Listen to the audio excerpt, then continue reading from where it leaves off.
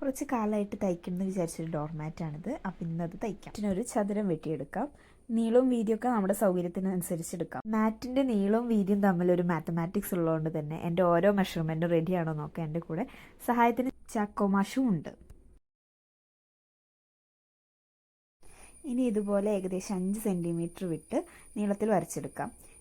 ഇനി അത് എളുപ്പത്തിൽ ചെയ്യാൻ സിക്സാക്കായി മടക്കിയിട്ട് ഒന്ന് അയൺ ചെയ്തെടുത്ത് അതിലൂടെ വരച്ചാൽ മതി. ഞാൻ ഓരോന്ന് വരയ്ക്കാനുള്ള മടിക്ക് ഒരു കളപ്പണി എടുത്തിരുന്നു, പക്ഷെ അത് ചെറുതായിട്ടൊന്ന് പാളിയിട്ടുണ്ട്. സിക്സാക്കാക്കി മടക്കിയോണ്ട് തന്നെ ഇടയിലുള്ള ലൈൻ വിട്ടുപോയിട്ടുണ്ട്. പക്ഷെ അയൺ ചെയ്തുകൊണ്ട് ഇനി അതിൽ കൂടെ വരച്ചെടുത്താൽ മതി. ഇനി അതേ വലുപ്പത്തിൽ അടിയിലിടാനുള്ളൊരു പീസ് ക്ലോത്ത് കൂടി വെട്ടിയെടുക്കാം. ഇതിൻ്റെ രണ്ടിൻ്റെ ഇടയിലാണ് ഇനി നമുക്ക് തുണി നിറയ്ക്കാനുള്ളത്. ഇനി ആ വരച്ച ലൈനിലൂടെ 2 ക്ലോത്തും കൂടി കൂട്ടി സ്റ്റിച്ച് ചെയ്തെടുക്കാം. ഇനി ഉള്ളിലേക്ക് നിറയ്ക്കാനുള്ള തുണി എടുക്കാം. ഞാനിവിടെ ഷാളാണ് എടുക്കുന്നത്. സാരിയോ ഏത് വേസ്റ്റ് തുണി വേണമെങ്കിലും ഉള്ളിൽ നിറയ്ക്കാൻ വേണ്ടിയിട്ട് എടുക്കാം. ഷാൾ 2ആയിട്ട് മടക്കി നടുവിൽ നൂല് കെട്ടി സൂചി വെച്ച് നേരത്തെ സ്റ്റിച്ച് ചെയ്തതിൻ്റെ ഇടയിലൂടെ കയറ്റി അപ്പുറത്തെത്തിക്കാം. ഇനി ഇതുപോലെ തന്നെ ഓരോ ഗ്യാപ്പും നമുക്ക് വേസ്റ്റ് ക്ലോത്ത് വെച്ച് ഫില്ല് ചെയ്യാം.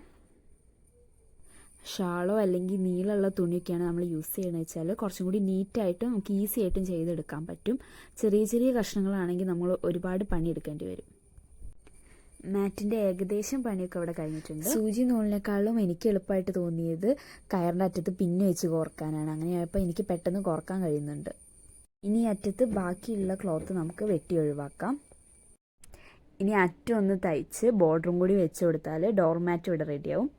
സൈഡ് അടിക്കുമ്പോൾ കട്ടി ഉണ്ടെങ്കിൽ അത് കുറച്ച് ഉള്ളിലേക്ക് വെച്ചിട്ട് അടിക്കാം. നല്ല ഈസി ആയിട്ട് കുറേ വേസ്റ്റ് തുണികൾ ഈ മാറ്റിലൂടെ നമുക്ക് റീയൂസ് ചെയ്തെടുക്കാം. ഇതാണ് അപ്പോൾ മാറ്റിൻ്റെ ഫൈനൽ ലുക്ക് വന്നത്. എല്ലാവർക്കും ഇഷ്ടമായില്ലേ?